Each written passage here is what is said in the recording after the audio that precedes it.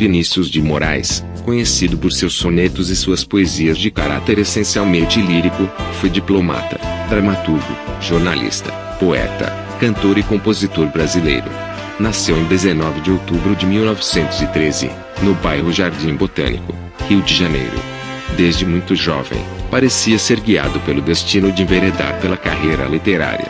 Além de aspirar pelas letras, conheceu a muitos amigos que marcariam definitivamente sua vida.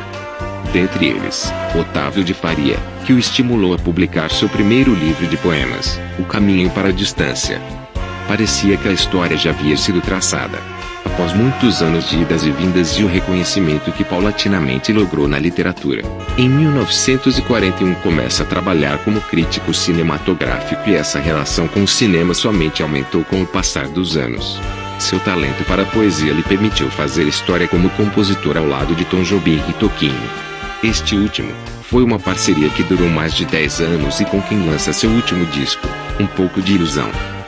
Morre em 1980, de edema pulmonar, no dia 9 de julho, dando fim à sua intensa vida artística.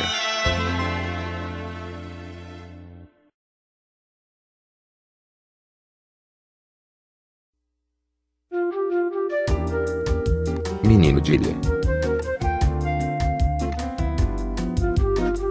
Às vezes, no calor mais forte, eu pulava de noite a janela com pés de gato, e ia deitar-me junto ao mar. Acomodava-me na areia como uma cama fofa, e abria as pernas aos alísios e ao luar. E em breve as frescas mãos da maré cheia vinham coçar meus pés com seus dedos de água. Era indizivelmente bom. Com um simples olhar, podia vigiar a casa, cuja janela deixava apenas encostada, mas por mero escrúpulo. Ninguém nos viria nunca fazer mal.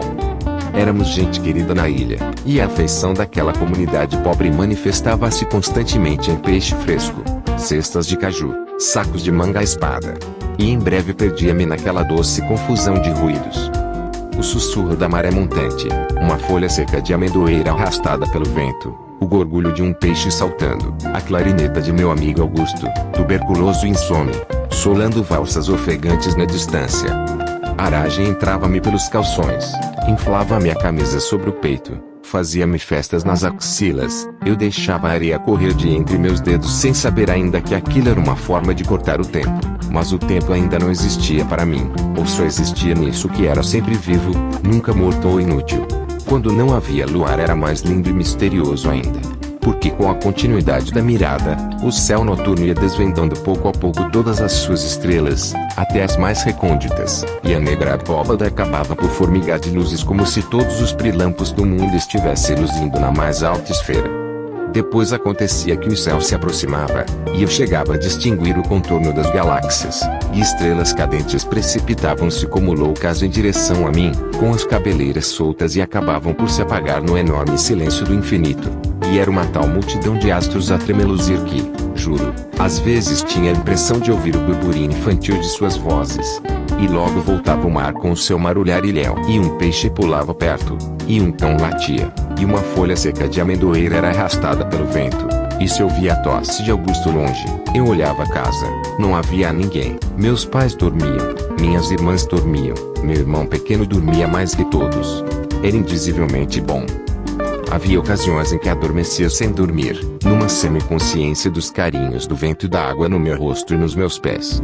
É que vinha-me do infinito uma tão grande paz e um tal sentimento de poesia que eu me entregava não a um sono, que não há sono diante do infinito, mas a um lacrimoso abandono que acabava por raptar-me de mim mesmo. E eu ia, coisa volátil, ao sabor dos ventos que me levavam para aquele mar de estrelas, sem forma e corpo e ouvindo o breve cochicho das ondas que vinham desaguar nas minhas pernas. Mas, como dizê-lo, era sempre nesses momentos de perigosa inércia, de mística entrega, que a aurora vinha em meu auxílio, pois a verdade é que, de súbito, eu sentia sua mão fria pousar sobre minha testa e despertava do meu êxtase. Abri os olhos e lá estava ela sobre o mar pacificado, com seus grandes olhos brancos, suas asas sem ruído e seus seios cor-de-rosa, a mirar-me com um sorriso pálido que ia pouco a pouco desmanchando a noite em cinzas.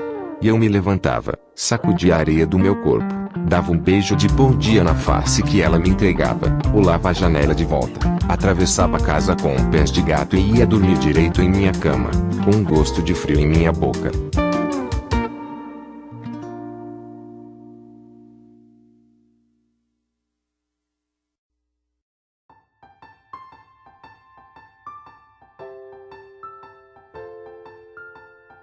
Menino de Ilha, narra a interessante experiência de um garoto que, frequentemente, saía de noite para admirar a natureza do litoral onde morava.